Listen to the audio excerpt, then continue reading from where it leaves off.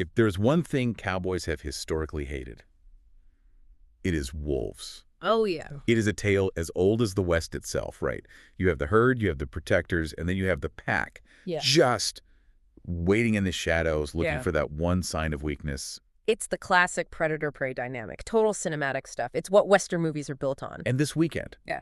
we didn't just get a football game in Laramie. We got a full-blown Western showdown. You had the Wyoming Cowboys sitting perfect at 7-0, and the Nevada Wolfpack also perfect 6-0. Yeah. This wasn't just a game for the standings. This was a battle for the soul of the Mountain West. It really was. And when you look at the context, I mean, two undefeated teams meeting this deep in the season, that's a rarity in the Mountain West. Yeah, it really is. Usually by late October, everyone's kind of cannibalized everyone else. The conference is known for that parity. But here, yeah, two heavyweights. But what made this specific matchup so incredibly spicy wasn't just the records. It was the men under center. I mean, we have to talk about the psychology here before we even talk about the snaps. Absolutely. This was billed as the battle of the transfer quarterbacks. And to really understand the texture of this game, you have to look at who Nate Johnson and Connor Harrell are. Both seniors, both on their third teams. That is a lot of baggage. Yeah. And a lot of pressure to carry onto the field. It is immense. Yeah. I mean, think about the transfer portal era we're in. If you're a freshman transferring, you're looking for development, a better fit. But a senior on your third school, They're out of time. you are not looking for development. Right. You're looking for redemption. It's a burn the boats moment. There is no next year. You're trying to prove you can lead a winning program before that clock runs out. So the question wasn't just who's the better athlete. It was who's going to crumble under that pressure and who is going to use it as rocket fuel. Exactly. And boy, did we get an answer. So here's a roadmap for today's deep dive. We are going to unpack the tale of two very different halves, because this is like two different games stitched together. We'll break down the stats, this whole fire versus ice thing. And stick around, because we have to talk about a certain historical record. A record held by a name that is basically royalty in Laramie. Oh, it is a juicy one. Yeah. But let's start at the beginning, the first half, or as I'm calling it in my notes, the Stampede. Right. Good name for it. Because honestly, Wyoming came out of the gate like they were shot out of a cannon. They wanted to make a statement, and they wanted to make it early. And it all started with Nate Johnson. You know, we throw the term dual threat around pretty loosely. Right. But with Johnson, it is the literal definition of his game. He just changes the arithmetic for the defense. So walk us through that opening drive. Because the Nevada defense, they didn't play soft. They brought the heat right away. They did. Nevada's DC dialed up a blitz right up the A-gap. They wanted to rattle him. And, you know, for a traditional pocket passer, that's a sack. It's a drive killer. The pocket collapses. The play is dead. But not with him. Not with Johnson. He doesn't panic. He feels the interior collapse, tucks the ball, spoons out to the edge, and suddenly it's just a foot race. And he won that race. 23 yards for a touchdown. Just like that. 7-year-old Cowboys. And here's where it gets really interesting for you, the listener.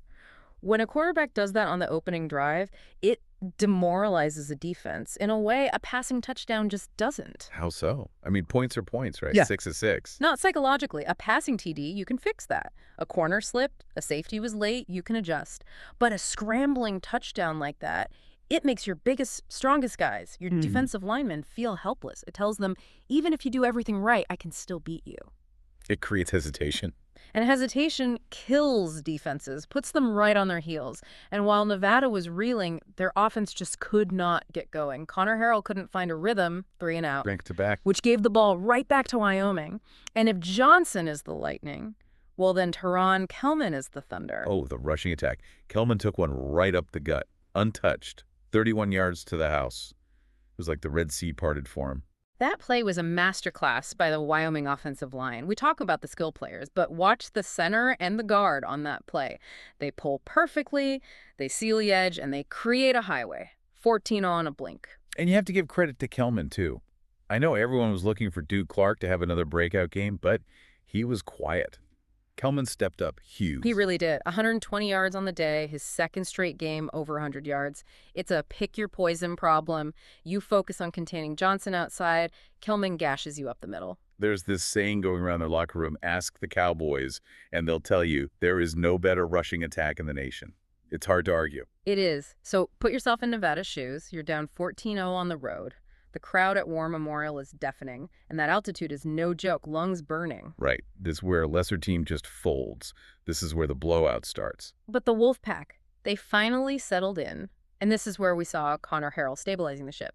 And notice the contrast. Wyoming scored on explosive, chaotic plays. Right, broken plays. Nevada, they put together a methodical, surgical drive.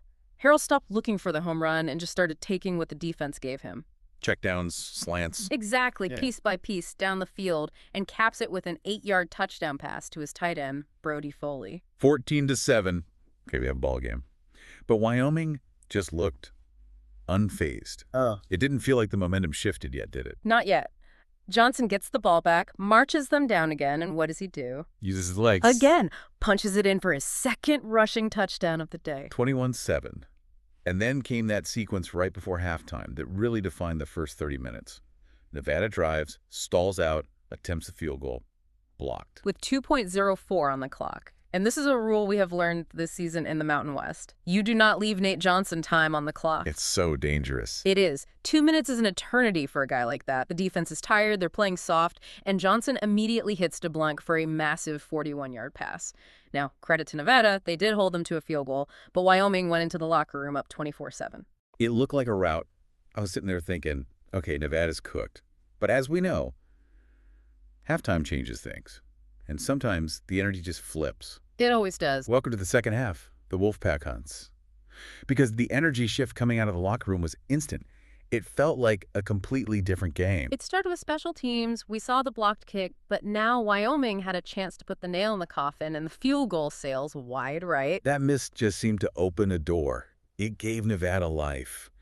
And suddenly, Connor Harrell woke up. I mean, he really woke up. He started picking them apart. This is where the air raid concepts really showed. He spread the field, used the width of the sidelines, and just tired out that Wyoming secondary. Dries down and hits Isaiah Johnson for a touchdown. Now it's 24-14. And then the turnover. The turning point. The moment every Wyoming fan held their breath, Nate Johnson drops back.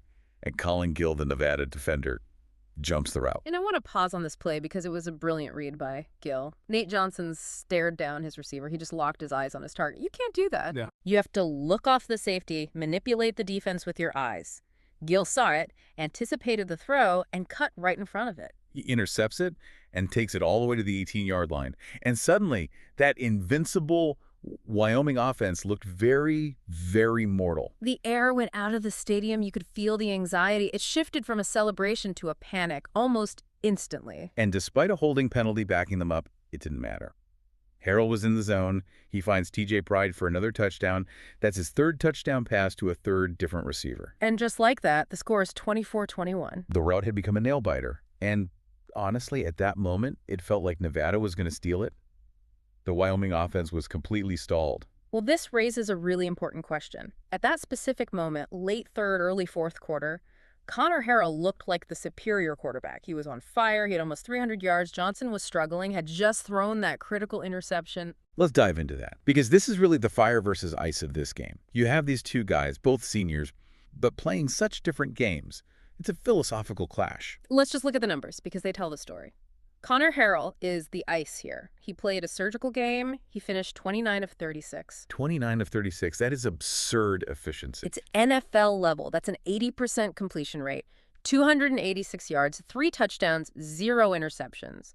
He spread the ball around, Foley, Johnson, Pride. He played the position the way a coordinator draws it up on a whiteboard. Clean. And then you have Nate Johnson, the fire. Exactly. His passing stats, I mean, they're pedestrian. 15 of 22 for only 178 yards and that bad interception. If you only look at the passing box score, Harrell wins by a mile. He is the better quarterback in that traditional sense. But you can't only look at the box score with Johnson. That's missing half the story. No, you absolutely cannot. The X factor is the legs. 83 rushing yards. And the most important stat of the night, 3 rushing touchdowns. It's a clash of philosophy, isn't it? Harrell wins on traditional quarterbacking. He wins on the stat sheet. But Johnson wins on just pure playmaking when everything breaks down. That's the debate. Efficiency versus volatility. Harrell is safe, consistent. Johnson is chaotic, risky, but his ceiling can just break a game wide open. And that brings us to the climax. Because with 7.15 left in the fourth, Wyoming's offense was non-existent. They go 3 and out again. The lead is only 3. The crowd is nervous. You could feel that here we go again vibe. It was terrifying for the home team. But the Wyoming defense, and we haven't given them enough love, they stepped up. They forced a punt with just under 6 minutes to go. So Wyoming gets the ball back, 5.59 on the clock. This is the definition of 4-minute offense. They need a drive to seal it. It's the ultimate test. Can you execute when everyone in the stadium knows you want to run the ball? The defense is crowding the box. Right. And they get down to the red zone, 2.32 left. Mm. This is the moment. Do you trust your arm after that pick? Do you hand it off? They called a designed QB run. The dagger. Nate Johnson takes it himself, finds the lane, and takes it to the house. 31-21. And that play right there, that sums up the difference. When they absolutely needed it, they didn't rely on a complex passing concept. They relied on their quarterback just being a better athlete than the guy trying to tackle him. It wasn't about scheme, it was about sheer talent. Nevada didn't quit, though. They managed a late drive, got a field goal to make it 31-24 with only 31 seconds left. A little, too late. They failed the onside kick. Wyoming takes a knee, and they escape. And I do mean escape. 31-24, the final. A win is a win. Yeah. But, okay, here's where it gets really interesting. I promised a historical nugget. I was looking at the post-game notes, and this jumped out at me, too. It's one of those stats that makes you do a double take. Nate Johnson had 3 rushing touchdowns in this game. That gives him 7 rushing touchdowns on this season. Which is a lot for a quarterback, especially only 7 games in. Some running backs don't have that. It is a lot. Yeah. In fact, it ties the Wyoming single-season record for rushing touchdowns by a quarterback. And do you know who holds that record? I believe it's a certain gentleman who wears number 17 on Sundays for the Buffalo Bills. Josh Allen, the legend himself. Nate Johnson has tied Josh Allen's record. And folks, there's still 5 games left on the schedule. That is incredible context. I mean, Wyoming just retired Josh Allen's number 17 jersey in 2025. He's the gold standard there. For Johnson, a transfer in his first season, to be on pace to smash that record, that is significant. We might be watching the immortalization of number 4 right before our eyes. That's a weird parallel, right? Allen had the big arm but did damage with his legs. Johnson's doing it almost exclusively with his legs in the red zone. And if we zoom out, think about the trajectory. Wyoming is 7-0. They survived a huge scare. This basically clears the path for them. They're heading straight toward a Mountain West Conference championship appearance. Now, I want to touch on the post-game vibes. Because you mentioned these guys are seniors, both transfers. There is a mutual respect there. Yeah, the sportsmanship was really evident. They know what the other is going through. They know the pressure of that one last shot. Yeah. Nate Johnson was asked about Harrell's second-half comeback. He said, and I quote, "Connor is a warrior. You think you have him sacked, and he steps up and delivers a strike. He put a real scare into us. Man, it was impossible to get those guys off the field." Real, recognize real. That's high praise. And Harrell was just as reflective. When asked about the difference, he said, "It's a game of inches. We had the coverage right. But how do you defend a guy like Nate? You cover everyone, and he just beats you with his legs. You have to tip your cap." How do you defend a guy like Nate? That is the question of the season for the Mountain West, isn't it? It really is. And that quote sums up the whole deep dive today. Efficiency is great. Harrell was efficient. But versatility. Versatility is a weapon that just breaks defensive rules. You can't scheme for chaos. So what does this all mean for you, the listener? It means we are watching a special season in Laramie. But here's the question I want to leave you with. Go for it. We saw the Wyoming offense go completely non-existent for a huge chunk of that second half. They relied on Johnson breaking one big run to save them. My question is, can his legs save them every time? What happens when they face a defense that doesn't miss those tackles? That is the million-dollar question. If they want that championship ring, they better find an answer for the passing game because legs get tired and hits add up. We will be watching. Keep an eye out for that record-breaking 8th touchdown, folks. It's coming, and it's going to be historic. Thanks for diving in with us. See you next time.